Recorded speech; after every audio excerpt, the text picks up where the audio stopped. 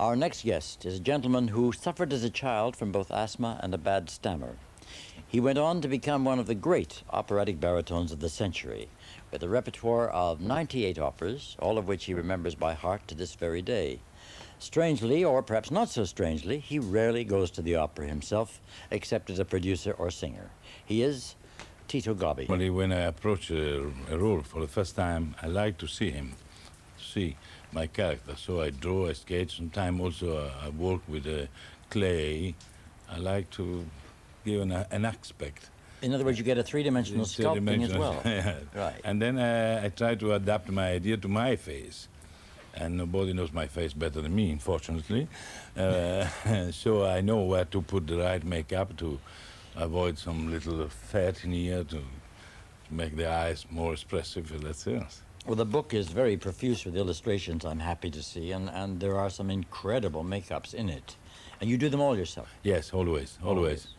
I've been also, when I did some film in the beginning of my career, 26 film I didn't want the makeup attached my face, because, yes, if it is just for a little powder, it's okay, but if you have to create a character, you have to do it by yourself, I believe. Right.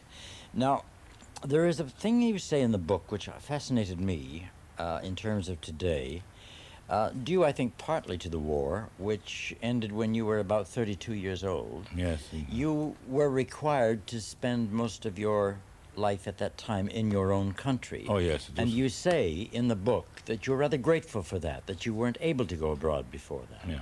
Why is that? Because, first of all, I was obliged to stay in the country. We were not allowed to go out. Only Germany, when the treaty, Italy and Germany was working. I went to Berlin. That's the only trip out of my country I did. And so, obliged to sing and to stay in Italy, I was singing at La Scala in the Royal Opera House in Rome, in the most important theater. And I had the chance to mature properly there in the Italian repertoire, with no problem of foreign languages. So it was easier for me. And finally, when the terrible war was over, I had the chance to go out, and I was already ready. A good baritone. But you say that today, some of the younger ones start to leave their own country too soon. Yes, and not only leaving the country, it's moving around a little too soon, and more than anything else, is changing repertoire too soon. Try to cover all the repertoire in a very short time. Is that true? I did, in the first 6 years, the Royal Opera House in Rome, I did 66 roles, which is an enormous achievement. Yes, but I learned it, and I performed this, but not every day changing one to the other. That is what. So it happened to me to sing, for instance, Traviata 55 times in 1 year, in 1 season, so-called. That's a lot. But I did only Traviata. Right. Now, I said at the beginning that you rarely go to the opera yourself, and I think that's because you want to form your own opinion of roles, and you don't want to see anyone else do. Does that apply to recordings as well? For the recording? Do you listen to other recordings of baritone? Not very much. No? Not very much. No, I like to live and to work in the dream, in the cloud, in the hope that I look and I sound as I would like. But if I start looking or listen to me, there is certainly a lot that I don't like in myself, so I bet I don't know it.